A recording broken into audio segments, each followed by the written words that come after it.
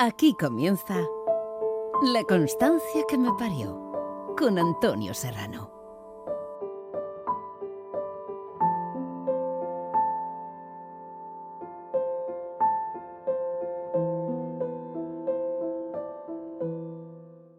Nadia, Abselam, muy buenos días. Buenos días, muchas gracias por abrirme estas puertas. Bueno, gracias a ti, Nadia. ¿El apellido de dónde proviene?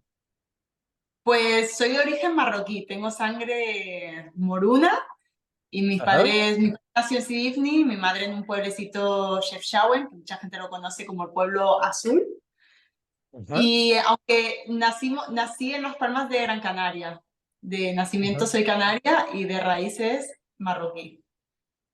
Ah, qué bonito. Buena mezcla entonces, ¿no? Ujú. ¿Qué te iba a decir, Nadia? Pues mira, con otras personas estoy aquí que me he preparado no sé cuántas preguntas, tal, pero cuando he visto tu perfil, o sea, he visto que tienes una historia tan bonita que contar, ¿sabes? Que me gustaría que la contaras.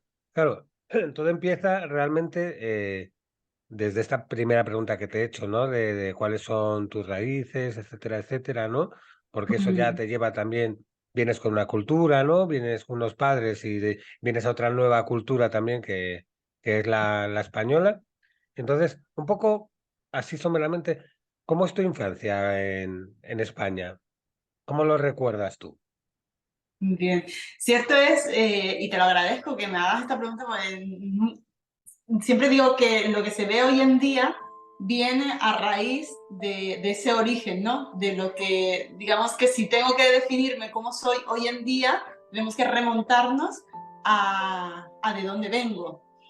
Y en cuanto a esos comienzos, sobre todo en la infancia, fíjate, porque nazco en una cultura, digamos, ¿sabes? Con unos dogmas y una familia musulmana en un país occidental.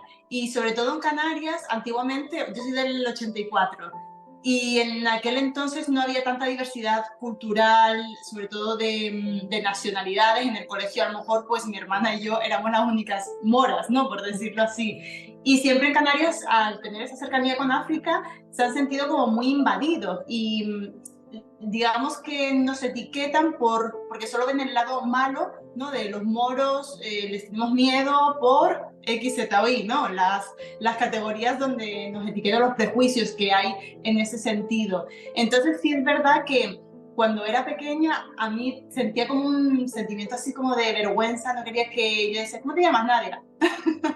Casi que ocultaba incluso mi apellido, incluso la gente para justificarse decía, no, pero tú hablas como nosotros, tienes el mismo acento, ¿no? Como tú eres de las nuestras, ¿no? Como que me parecía como muy occidentalizada más que marroquí.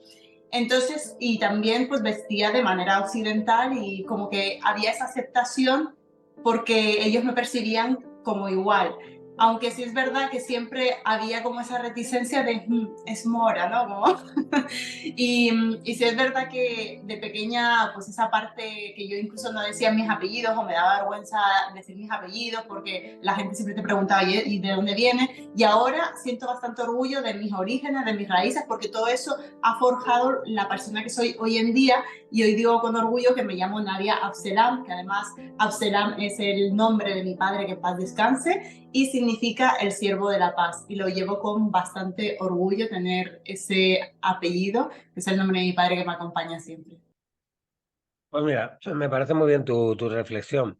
Y además me parece muy bien porque, o sea, lo has vivido en tu propia piel, ¿sabes? Ujú. Porque, ¿sabes? Hay veces, ahora ya como estamos con el tema del racismo, y hay veces que cualquiera en cualquier situación, bueno, tú lo habrás vivido luego en la policía, ¿sabes? Que hay veces que de repente, no, es que eres un racista, no, hombre, es que estás haciendo algo malo, ¿sabes? Pero realmente tú cuando eras pequeña, ¿sabes? Sí, claro, no estaban acostumbrados a esa cultura y sí había un racismo que estaba unido a la desinformación, ¿no? Y a la falta de conocimiento, ¿no? Espero que eso haya ido mejorando y que tú hayas ido viendo, bueno, que la cosa ha mejorado, ¿no? Sí, sí. Y sobre Nadia, todo, irnos orgullosos de nuestras raíces, al fin y al cabo. Pero es que al final todo es riqueza cultural, o sea, al final Ujú, es que hay que verlo así. No hay que ver lo diferente como una amenaza, ¿no? Sino como una suma, ¿no? Nadia, ujú. sigue yendo tu vida a la hora de estudiar? ¿Por qué caminos te decantas? Bueno, lo que voy a contar ahora solo lo saben mis amigas, realmente yo creo que es la primera vez que comparto esto, pero siento que incluso es necesario porque a lo mejor puede inspirar a otras personas. Y lo cierto es que desde muy pequeña, al nacer en una familia musulmana, sí es verdad que por parte de mi padre no había tanta rigidez, pero por parte materna sí. Y no fue fácil una mujer vivir en un país occidental con unas creencias familiares más orientales. Entonces, había ahí un choque cultural y desde muy pequeña sí es verdad que yo tenía como un objetivo en mente de independizarme. A los 20 años así tuve que dejar los estudios para ponerme a trabajar. En lugar de seguir estudiando, yo quería pues, ir a la universidad y más, pues lo que hice fue optar por ciclo formativo, estudié auxiliar de enfermería, técnico de emergencias sanitarias, aunque ya había trabajado previamente como camarera, comercial, bueno, había hecho muchos trabajos para ganarme la vida, pero no fue hasta que me contrataron en las ambulancias como técnico de emergencias sanitarias que ya como que tenía el primer trabajo más fijo, entre comillas, o un sueldo que me permitía independizarme, y fue cuando tomé la decisión con 20 años de independizarme pese a todo, porque imagínate lo mal que se ve en una familia musulmana, para que la gente lo ponga en contexto, la mujer es repudiada, ¿sabes? Porque ellos entienden que la raza con la raza y una mujer pues está como bajo la tutela de sus padres hasta que pase a la tutela de su marido. Y aún así, en los tiempos que vivimos, hay muchas familias, y yo las conozco también, que sigue siendo así. Un poco más tapado, pero sigue siendo de esa manera. Incluso me ofrecieron, ¿no?, un matrimonio a los 17 años. Y eso a mí me generó muchísimo conflicto. Siento que soy un alma bastante libre desde muy pequeña y me dio la fortaleza a los 20 años coger mis cosas y irme con todas las consecuencias que eso tenía. Luego, la verdad que fueron bastante mejores porque no fue tan... Luego como que costó entenderlo, pero luego lo entendieron. Y, y ahí fue cuando empecé a trabajar en las ambulancias. Echo la vista atrás y veo esas imágenes y digo, wow, qué valentía tuve porque me veo como una niña, ¿no? Digo, si es que era una niña, era una niña que tenía que enfrentarse a situaciones traumáticas de la vida en la ambulancia, ¿no? Todo, estás constantemente con el drama de otras personas, tienes que actuar como sí, aunque tú estás como casi aprendiendo, saliendo del nido, y bueno, pues eso es en situaciones muy impactantes desde muy joven, debiendo solventarlas, y desde los 20 años, o sea, yo me he mantenido porque sabía que no había marcha atrás. Era como, has tomado la decisión y ahora por todas. Y luego de ahí, pues, oposité para la Policía Nacional y ahora pues estoy terminando la carrera de psicología. Nunca es tarde, ¿sabes? Para seguir o hacer aquello que incluso dejé pendiente, pues bueno, en ese momento no pudo ser, pues ahora, ¿por qué no? Mm. Nadia, vamos, tú has ido de choque cultural en choque cultural, porque claro, también cuando llegas a la policía, tampoco me imagino que era un lugar súper multicultural, o sea, que te quiere decir que llegas allí y dices, mira, y serías de las primeras mujeres en ese sentido, de origen además marroquí, que viste allí en No, la no, academia. no, hay muchísimas mujeres que me preceden de origen marroquí en la policía. Si es cierto es que ellos lo han visto como un valor, ¿no? El que sepas hablar un poco de árabe, aunque yo no es que sepa árabe, sé un dialecto marroquí chapurreado, bueno, pero conozco bastante bien la cultura desde dentro, y ahí también le dan un valor, ¿no? Porque dentro de nuestra institución y dentro del trabajo, pues hay delitos de todas las nacionalidades también, ¿no? Entonces es un plus dentro de la policía saber o venir de otros orígenes, porque enriquece también el crecimiento en esta institución. Y además las dos cosas tienen en común, ¿no? Las ambulancias y la policía tienen en común que lo que estás haciendo es servir al ciudadano y estás ayudando a las personas, ¿no? O sea que Ujú. quizás esa vocación la has tenido siempre, ¿no? La de ayudar a los demás. Sí, sí, así desde luego así lo siento y en cada cosa que hago siento que es vocación de servicio y siempre lo digo porque para mí un policía no es un trabajo de funcionario, nunca lo ha sido.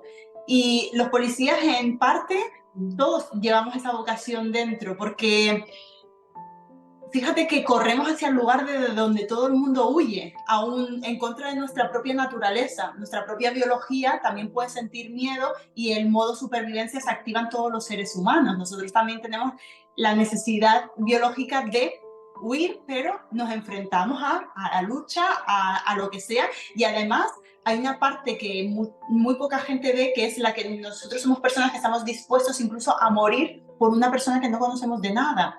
Y eso es auténtica vocación de servicio, no es un trabajo de funcionario. Nosotros no somos funcionarios, vamos muchísimo más allá de horarios, de lo que sea, porque al final el mal siempre va a estar ahí.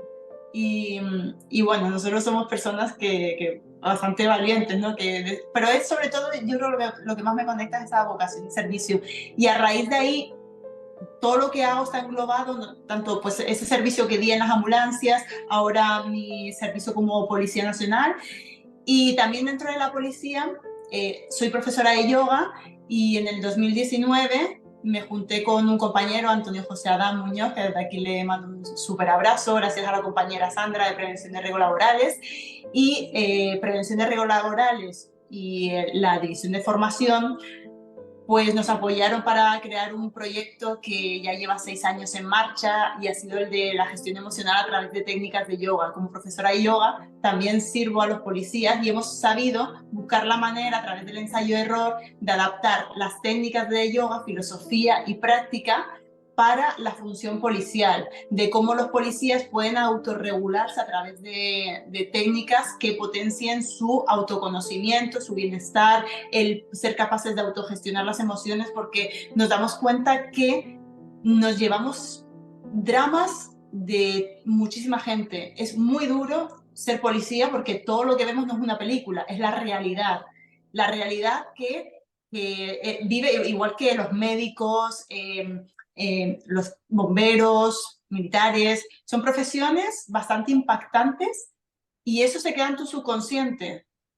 Y a veces ni siquiera sabes qué es lo que te pasa o llegas a un punto en el que dices, no sé lo que me pasa, si yo me encuentro bien, tengo una vida bastante bien, pero claro, las proyecciones de todos esos dramas que vas viendo en tu trabajo están ahí. Entonces es una manera de cuidar también a nuestros propios compañeros y ahora estoy también en esa parte que me dedico ahora a la formación dentro de la policía para acompañar también a los policías desde ese otro lugar que yo también he vivido, he experimentado y además me voy formando para traerles lo mejor y ayudarles en todo lo que puedan. Pues me parece súper bonito y súper interesante lo que estás haciendo. Es verdad que hemos visto, ya he hablado con Laura hace poco, que también es Policía Nacional, hemos visto una evolución, ¿no? Del policía con barriguita que se está tomando ahí una cervecita y ahora el policía con aspecto muy deportista, que se cuida más la alimentación.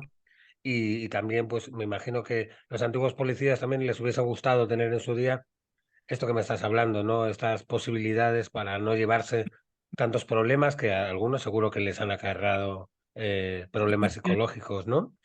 Te he visto una parte de tu vida que no he sabido muy bien qué es lo que había y prefería que me la contaras tú, en la que hay un accidente o qué es lo que o una lesión, qué es lo que te ocurre, Nadia? Te he visto ahí con las muletas.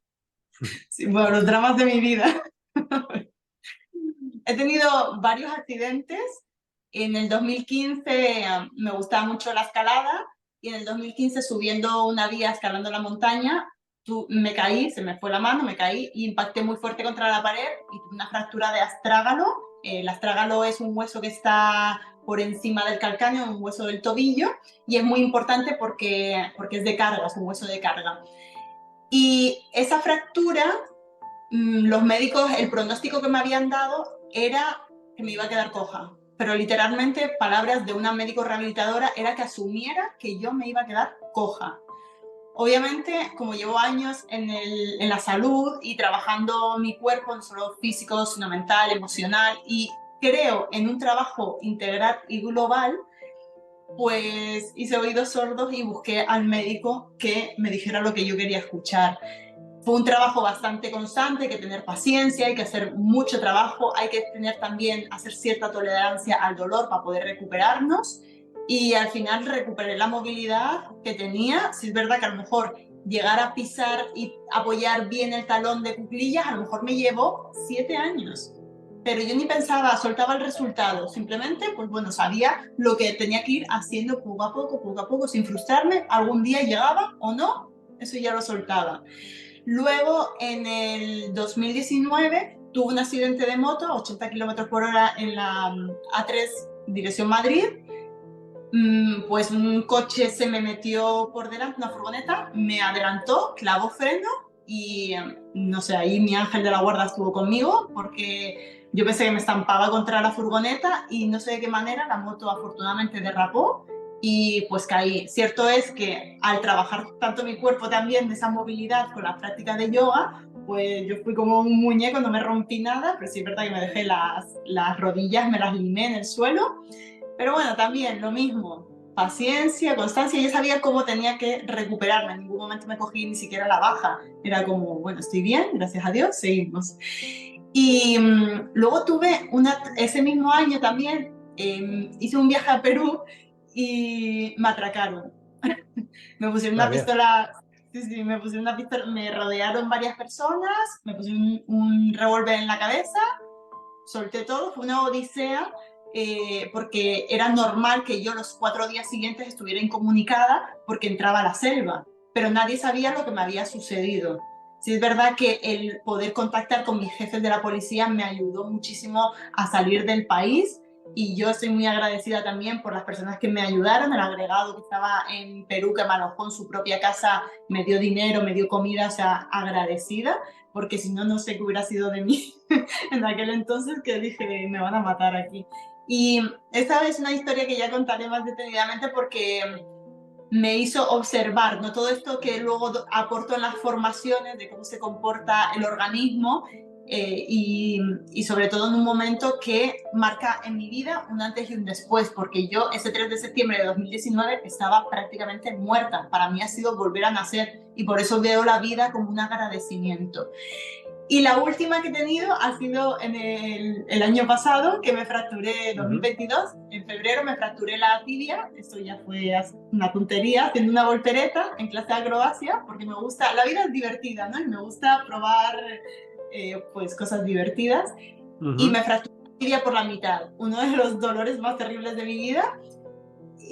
Estuve 4 días encamada, me tenía que levantar la pierna en bloque porque dudaba si operarme o no. Tenía como mucho miedo a la operación, sabiendo que a lo mejor podía recuperarme por mis propios medios, pero tomé la decisión de operarme porque al estar un hueso largo me iba a mantener mucho tiempo en cama. Entonces lo puse en una balanza, y estar 4 meses en cama no me compensaba porque me podía destrozar el resto del organismo. Entonces decidí operarme. Al fijarme la tibia con un clavo, podía hacer todas las actividades, porque al final, bueno, eso está ya fijado y yo puedo seguir ejercitando mi cuerpo para no dañarlo.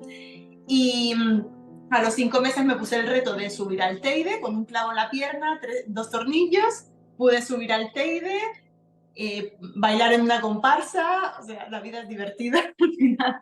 Pues bueno, y este año, hace 5 meses, me operé para sacar el clavo, y bueno, me volvieron a rajar el tendón rotuliano y ya he subido y he bajado al Teide, o sea que ya está la pierna puesta en marcha. Y al final, lo que siempre digo, el movimiento salud, la salud es nuestra responsabilidad, y es lo que siempre animo en mis redes sociales a las personas.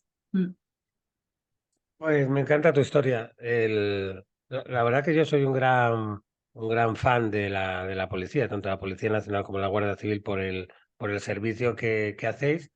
Y creo además, Nadia, que tú das una lección muy importante, que cuando he visto tus reels y esto, que es que tenemos un cuerpo y hay que cuidarlo, ¿no? Entonces, a partir de esta historia que me cuentas y que estás ayudando a mucha gente, sea, ¿cómo se le puede transmitir? Porque claro, las personas hacen una vida sedentaria o llevan una serie de hábitos, etcétera, etcétera.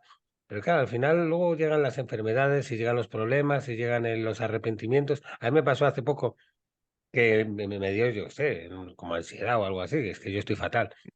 Y había un Ujú. señor en urgencias al lado, con un ataque al corazón, y me decía, si me hubiese cuidado, ¿sabes? Tú a la gente, ¿cómo le metes en la cabeza que solo tenemos un cuerpo y que hay que cuidarlo desde ya? Y entonces no solo tenemos un cuerpo, solo tenemos una vida, que a veces vivimos como si hubiera otra oportunidad de vida. No sabremos si habrá otra vida más allá, pero de momento lo único que sabemos es que solo tenemos esta vida. Y se habla mucho ahora de la salud mental. Y está muy bien, aunque no hay salud mental sin salud física y emocional.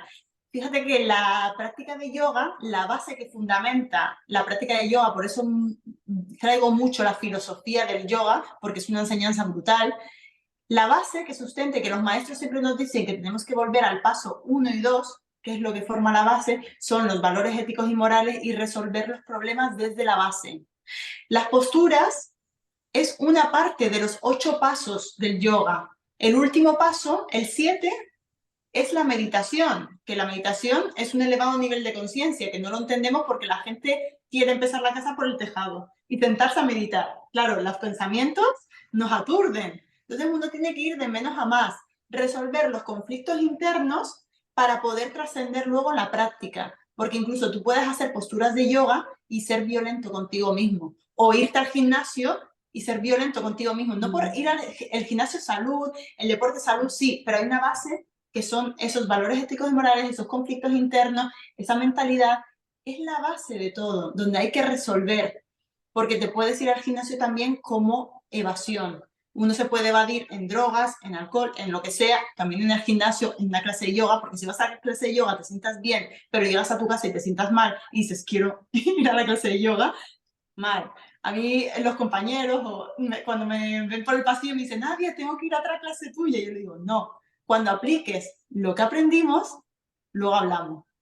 Porque hay una falta, ya muchas veces les digo, mira, esta información que os voy a dar, ya os la sabéis. Está en las redes sociales, están en YouTube, es un canal de educación, incluso hay muchísima información. Lo que falta ahora es la aplicación. Tenemos ese exceso de información, de sobreestimulación y nos falta aplicar. Y si es verdad lo que dices, ¿y si me hubiera cuidado? No, lo importante es lo que hagamos día a día, aunque sea ese 1%, ¿no? Esa mejora continua, constante de lo que hagas día a día. Y eso también tiene que ver mucho con el amor propio, con la compasión, porque muchas veces esperamos de los demás, pero ¿qué vas a esperar de los demás si no esperes de nadie nada?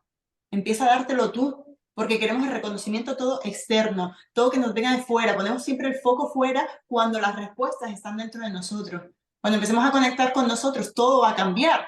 Y no digo que esto no es ideal y que la gente no se engañe, no hay pasos mágicos que te lleven a, eso es el marketing de las redes sociales, ¿no? Si yo quiero captar tu atención, que ahora la atención está, no puedes captar la atención porque la gente está ya muy distraída, pues oye, mira, te digo 5 pasos para no sé qué, vale, pero luego cuando vengas a mí, yo te voy a contar la verdad, porque la vida es cíclica, es cambiante. A veces estamos arriba, a veces estamos abajo. Las ansiedades, pues, dicen que es ese exceso de futuro, de algo que no sabes si va a pasar o si no, y las depresiones como ese exceso de pasado. Pero los budistas y el yoga te dicen ese equilibrio en el punto medio. Fíjate que el organismo siempre nos está llevando hacia el bienestar. Es que lo normal es el bienestar. No normalicemos el malestar. Cuando uno se hace una herida, lo normal es que el cuerpo regenere esa herida. Entonces, dale tú a tu organismo lo mejor para ayudarle, para potenciarle, porque ya tu organismo, sin que tú le hagas nada, te está regenerando, pero llega un punto de colapso en el que dice, no puedo más, hasta aquí. Hasta aquí, entonces te paro con qué, con la enfermedad, ¿no? Las enfermedades son, yo no miro la enfermedad como algo malo, sino como un aviso de que me tenía que haber parado, de cómo he llegado hasta aquí, ¿no? Digo, ¿qué he hecho? Que el cuerpo me ha dicho, vamos a petar porque ya es el caos, ¿no? El caos restablece el orden. Y es cíclico. Estas filosofías a mí por eso me encanta, por toda la enseñanza que hay y que se puede aplicar en la época en la que estamos ahora. Sí, es curioso. Mira, yo hace poco no sé, como cuando iba al dentista me ponía de los nervios y me dijo mi mujer, oye, vete a ver a no sé qué, a Maki, que tiene una clase de yoga tal, que te enseña, bueno, a respirar y tal. Y cuando llegué allí y me empieza a poner los ejercicios de respiración, pues la señora, yo tengo 50, pues igual tiene 70, bueno, o sea, tenía una capacidad pulmonar infinitamente más grande que la mía, ¿sabes? Y fíjate, y después de estar allí con un cajón que te ponen en la espalda, etcétera, etcétera, salí diciendo, oye, si es que, fíjate qué gilipollez, pero he aprendido a respirar a los 50 años. Ujú. Has empezado a conectar, a despertar tus sensores perceptivos, que muchas veces los tenemos dormidos.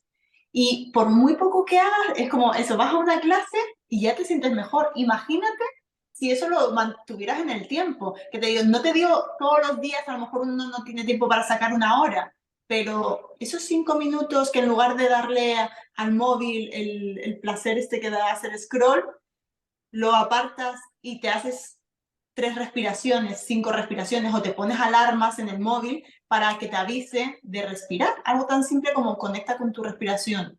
Vuelve la conciencia a ti, vuelve a sentir dónde estás sentado, dónde estás apoyado, cómo está tu postura. Porque sobre todo en trabajos, ahora pues hay trabajos más digitales, mucho más sedentarios, que es obligatorio ponernos alarmas para tomar agua, para recolocar nuestra postura, porque es como el agua purifica, pero un agua estancada nadie se la bebería. Pues esto es igual en el cuerpo necesita movimiento para que todo se oxigene y oxigena los órganos. Si nos quedamos atascados en una postura, nada se va a mover. Entonces, por eso es súper importante el movimiento. Los yogis dicen que miden la edad por la movilidad de columna. Entonces, como, oye, pues, ¿qué edad tienes? Lo que están viendo esto, ¿no? ¿Cuál es la movilidad de tu columna? Y dices, uy, ¿qué edad tengo? Sí. Además, se han ido rompiendo varios tabús, bueno, tú lo habrás visto en la policía, porque era como que el yoga era como más de mujeres. Y claro, tú llegabas allí, como me pasó a mí, que llegas allí hombre, en general no se puede tal, pero en general los hombres somos un poco más palos, ¿sabes? Y a la hora de hacer ciertas cosas es que no llegamos ni de broma, pero el hombre se ha ido animando mucho más a hacer yoga, ¿verdad? A hacer estiramientos, a ser como un poquito más flexible. Y yo creo que esa sensación de cuando llegas a casa después de hacer yoga es maravillosa, ¿no? Y es lo que tú dices, de haber conectado contigo mismo. Hay gente que tiene problemas en su día a día, que bueno, pueden ser más pequeños, que Mariano le ha robado la fotocopiadora en el trabajo, no sé qué, y la policía se enfrenta a situaciones pues súper duras, ¿sabes? Y eso te va cayendo como una gota malaya en la cabeza. Entonces, eh, ¿cómo les ayuda el yoga en sus mentes y en sus cuerpos?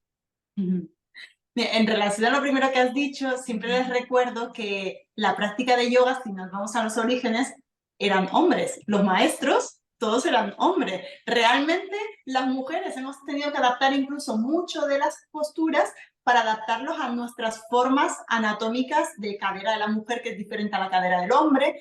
Pero sí es verdad que incluso todas las posturas estaban hechas para cuerpos de hombre, y los maestros antiguos son todos hombres, la mayoría. Y en la segunda parte, lo que nos ayuda, yo es algo que siempre le digo a la gente que vaya practicando, es mejor un poquito cada día, porque nos ayuda también a no ser reactivos, pero eso no va a suceder de la noche a la mañana. Y mucha gente se ha dado cuenta también con la práctica, no solo, también hay ejercicios también de compasión, hay muchos ejercicios, como le digo, de esos 8 pasos hasta llegar a los estados meditativos, porque lo primero es como focalizar la atención en un solo punto, que al principio nos cuesta muchísimo. ¿Para qué? Porque yoga es sinónimo de calma. La calma, que es apaciguar las ondas mentales. Si cada pensamiento es una onda mental, pues imagínate todas las ondas mentales, todo el ruido de pensamientos que tenemos en la cabeza. Ir focalizando la atención nos ayuda a apaciguar esas ondas mentales. Y este trabajo, a largo plazo, si eres una persona muy reactiva, a lo mejor un día te ves en una situación en la que antes hubieras saltado y de repente ahora te ves de otra manera. Trabajar la compasión también es como esa parte de empatía, de decir, entiendo el mundo de la otra persona sin engancharme emocionalmente a él, porque tenemos que seguir con nuestro trabajo sin que nos genere sufrimiento. Pero soy compasivo con la otra persona, no los juicios, porque trabajamos mucho también en los juicios, la escucha activa, porque tenemos un trabajo de servicio, estamos constantemente sirviendo a las personas y debemos aprender a escucharles de manera activa qué es lo que nos quieren decir y para poder entenderla. Entender también que cada persona percibe el mundo de manera diferente. Hay gente que ve los colores distintos, hay otros que perciben los colores de otra manera, ¿no? Personas sinestésicas, personas... Cada uno, como dicen, el mapa no es el territorio. Y eso es una parte de entendimiento. Por eso acerco muchísimo más la filosofía más que las posturas. Las posturas es un camino y tú puedes, las formas pueden ser muchas. Lo puedes hacer a través del yoga, a través del qigong, a través de un ejercicio que te guste, ¿no? Y además, fíjate que sí, sobre todo hay muchos policías que son deportistas, ¿sabes? Que van a un nivel, pues, oye, a lo mejor en ciclismo o en, no sé, cada uno el deporte que más le guste. La práctica de las posturas de yoga restablecen el equilibrio, pero es que a veces un buen ciclista, su anatomía va hacia, para ser el mejor en ese deporte, su anatomía se adapta. Entonces, ¿para qué quiero llevarlo yo a otro? No, tienes que extender la columna, hacer así, ¿no? Porque si él tiene un objetivo de, oye, una competición o lo que sea, pues él está focalizado y su cuerpo es funcional para eso. Entonces es como buscar lo que te guste, lo que te dé placer en el aspecto físico, resolver los conflictos e ir paso a paso en estos 8 pasos, que es conectar con la respiración, con uno mismo. Escribir también nos ayuda a poner el foco, a estructurar todos los pensamientos, poner conciencia, hacer consciente lo inconsciente, lo que te pasa. Porque si no sabes lo que te pasa, siempre vas a ir como pollo sin cabeza. Y eso es lo que nos ayuda a no ser reactivos, a mantener, porque un policía debe mantener la calma, debe saber mantenerse pese a la que esté cayendo allá afuera, él debe saber equilibrarse, y lo hemos visto, ¿no? Manifestaciones y demás, y vaya temple que tienen muchas veces los policías ahí de no es aguantar, sino saber gestionar, porque si aguantas, a lo mejor hay una rabia, y la rabia ahí te va a generar conflicto, y luego esa rabia hay que saber canalizarla también, que te digo que sentimos todas las emociones porque somos seres humanos. Lo que les enseñamos es a aprender a canalizar toda esa energía, a saber qué emociones, por qué, que las situaciones que han pensado, que han sentido, cómo podrían hacerlo diferente, ¿no? Esas reflexiones que nos invitan muchísimo a la práctica de yoga, que es como el gran desconocido de esta filosofía. Bueno, la verdad, Nadia, que cuando se te oye hablar se te ve tan equilibrada, ¿sabes? Que da gusto y yo creo que toda esta labor que estás haciendo es súper importante. Para la policía es muy importante, pero yo creo que para cualquier persona, claro, si te das cuenta, al final estamos todo el día, o trabajas o estás haciendo algo, no sé qué, o estás pensando, o estás con el móvil, como tú dices, ¿no? Pero qué poquitas veces estamos focalizándonos en nosotros mismos, ¿no? Y yo creo que esos momentos, ¿sabes? Es que yo creo que son necesarios, no sé, para seguir adelante de una manera equilibrada y sana, ¿no? Ujú. Pues nada, oye, Nadia, te quiero agradecer que hayas estado con nosotros, es que esto del Zoom va rapidísimo, pero sobre todo lo que me gustaría dejar es un pozo que ha sido constante en toda tu entrevista, ¿no? Que es el hacer el bien a los demás. ¿Sabes? ¿Cómo le puedes explicar a los demás que aparte del yoga, tú eres de esta forma de ser y tienes esta magia y esta tranquilidad? Porque me imagino que durante todo el día, como digo siempre, las personas que se acercan a ti salen mejor o intentas que Bueno, salgan mejor. siempre pongo al final de las jornadas una frase que la asocian a la Madre Teresa de Calcuta, ¿no? Que la dice mucho Víctor Coopers, que es que si alguien se acerca a ti, que al irse se vaya un poquito mejor y más feliz. Mm. Y a lo mejor también porque al criarme en dos culturas,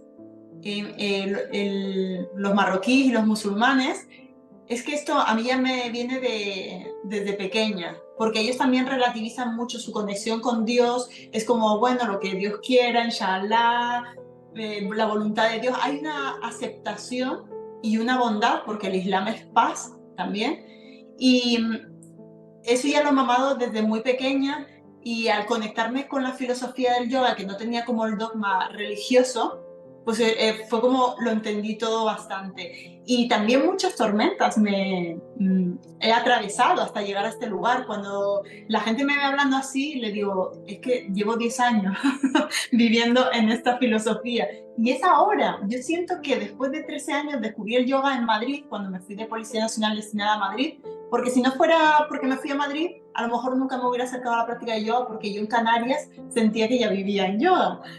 Y eso fue lo que me hizo, ese caos fue lo que me hizo acercarme a la práctica de yoga y decir, no importa lo que esté cayendo allá afuera, lo que importa es que haya paz en mi interior. Si yo estoy en paz, todo lo demás lo puedo ver desde otra perspectiva y es como un poco de tomar distancia. Eso se aprende con el tiempo, con la práctica, con la paciencia, observando y sobre todo esto de mi profesor de filosofía, Emilio García Buendía, que es un profesor espectacular y tiene una sabiduría increíble, que recomiendo que lean su libro El yoga como sistema filosófico, los Yoga Sutras, y él siempre nos invita a atrévete a pensar. Y lo que digo es, todo lo que yo diga o lo que quiera transmitir, aunque me vean en las redes sociales, también es ese juego, ¿no?, de las redes sociales que se mueve así. No doy consejos, no, para mí no me parece un consejo, como si esto te sirve, cógelo, o coge lo que te sirva, lo que no, deséchalo. Yo no tengo la verdad absoluta,